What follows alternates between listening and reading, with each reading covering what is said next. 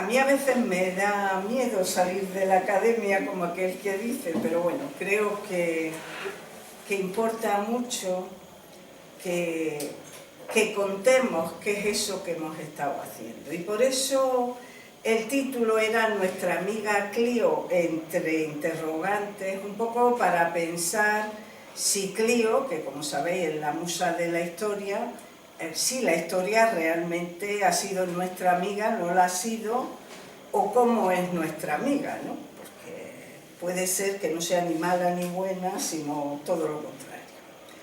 Y por lo tanto contar un poco, de manera muy esquemática, como no puede ser de otra forma, en una conferencia, cuál ha sido esa relación o esa trayectoria entre una disciplina científica o una disciplina y el feminismo en Occidente. Pusimos este límite para no tener que entrar en otros considerandos, pero ya digo de antemano, y lo comentaré en algún sitio, que en la construcción del pensamiento y sobre todo de la teoría feminista hoy, en estos ya 50 años, 60, desde digamos que el feminismo de lo que se llama a veces de la segunda ola tomó en sus manos la construcción de una teoría feminista, bueno, pues hay mujeres de todas partes del planeta que han participado en su elaboración.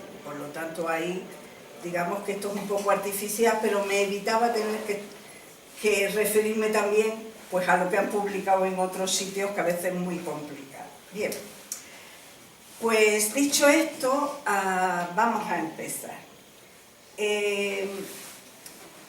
Y en cierto modo, aunque unas veces haré de una forma y otra de otra, lo quiero contar mucho como ha sido mi propia experiencia, ¿no? Quizá menos en otro sentido. Es decir, en gran medida todo eso que yo he ido aprendiendo también junto con las compañeras en este largo camino de hace ya de muchos años. Bien, yo probablemente como casi todas las mujeres y los varones de mi generación, sobre todo aquellos y aquellas que teníamos un cierto cuestionamiento del orden social existente en su momento, es decir, en los años 60, 70 del siglo XX, nos asimilamos o nos consideramos miembros de una corriente historiográfica que se conoce como historia social, ¿no?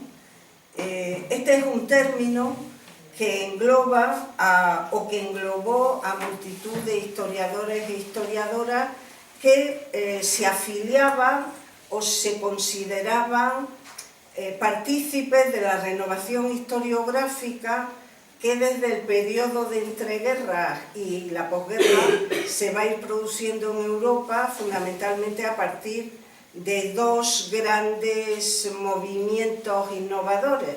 Por una parte, lo que conocemos como la Escuela de Anales, que habría que llamarlo quizá la Escuela Francesa de Historia en muchos sentidos, y lo que conocemos como los marxistas ingleses, y en España hay que hablar de los franceses también, puesto que el francés era una lengua asequible, en cambio el inglés era una lengua menos asequible en muchos sentidos.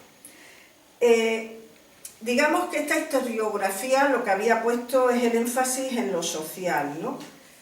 En teoría, estudiaba a los seres humanos en sociedad, así es como se define, cómo se producen los bienes, cuáles son las relaciones sociales que existen en esa sociedad, cómo se organiza el poder y cómo se produce y se difunde la cultura, es decir, todo lo que nos puede parecer interesante.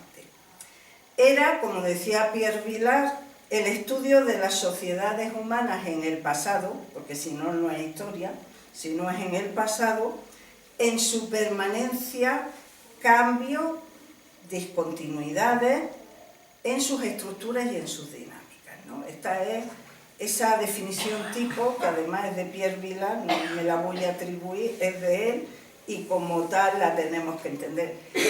Digamos que además esta corriente historiográfica ha llegado a ser hegemónica en el pensamiento historiográfico no solo europeo, sino en general de la academia, donde quiera que vayamos, por lo menos hasta los años 80, 90, que empieza a ser discutida, pero ha seguido siendo hegemónica prácticamente hasta el comienzo del siglo XXI.